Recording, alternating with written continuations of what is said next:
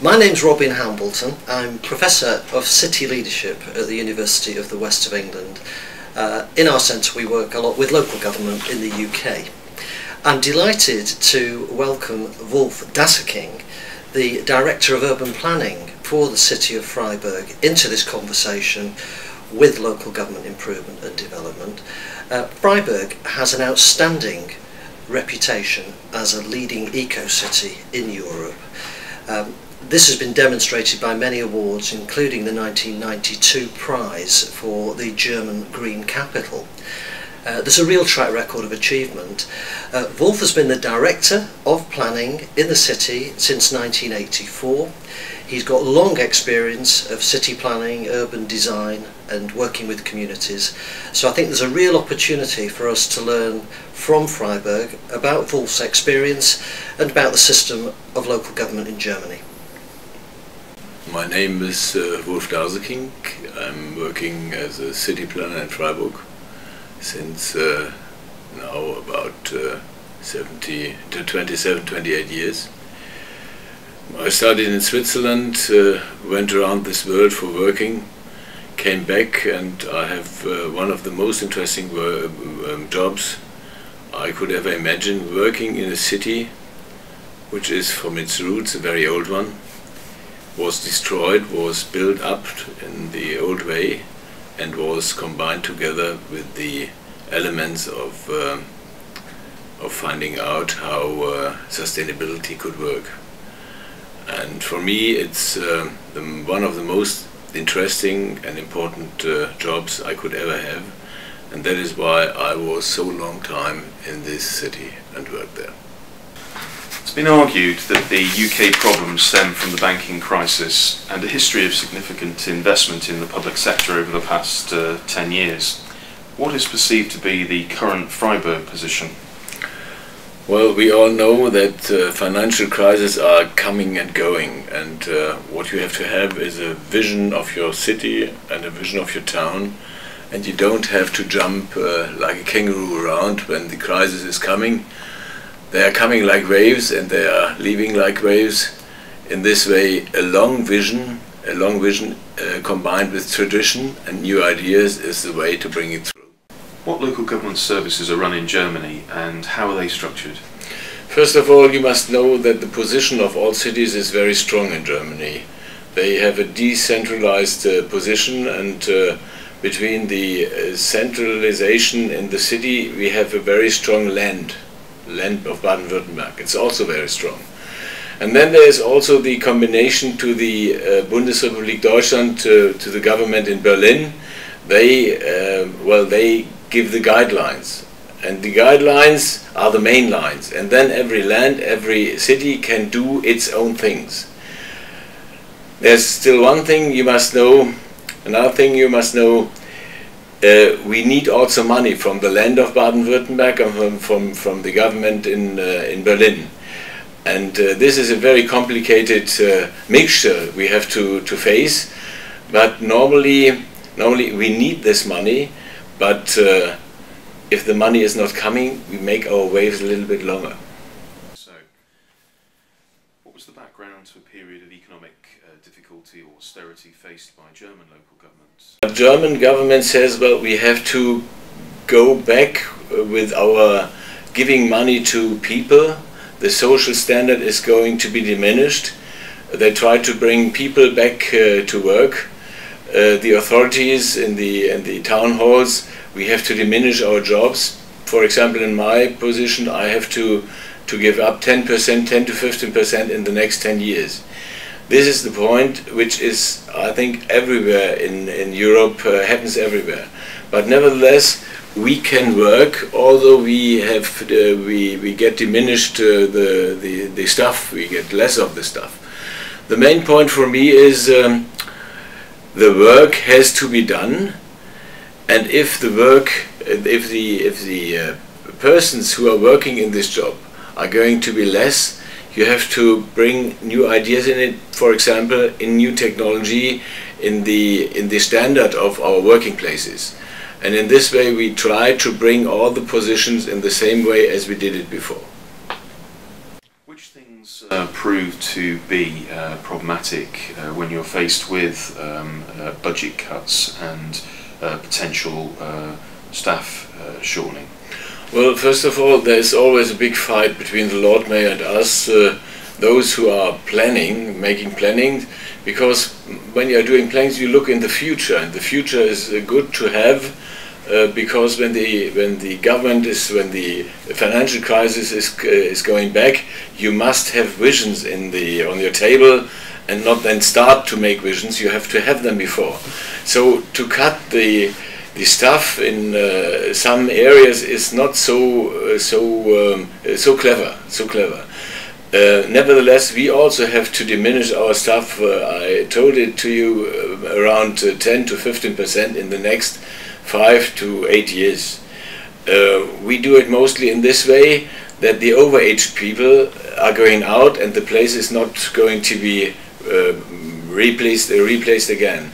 And then we are going to work together in our area with planning offices outside. We need money for that, not money for the personal, but money for giving work out into the private offices. And we also need a very new installing of technology inside our offices. Computers, machines which enable us to make drawings quicker, a new sort of participation of the population by using the internet, for example. And this is the point where you can do something, but it has an end. It has an end. The politician must know they need us for visions. They can have these visions, but therefore we need a staff. A staff which is clever, a staff which can work, a staff which has ideas, and this point we have to look for how many people in what sort of organization can do this job, what the politicians are asking us for. In the UK, we're looking at how we best make use of our assets, including our property. We're looking at the use of home working and flexible working a lot more, in a way of sort of working together, sharing buildings, cutting down the use of expensive office spaces. Is that something that you're doing in Frieburg, and how?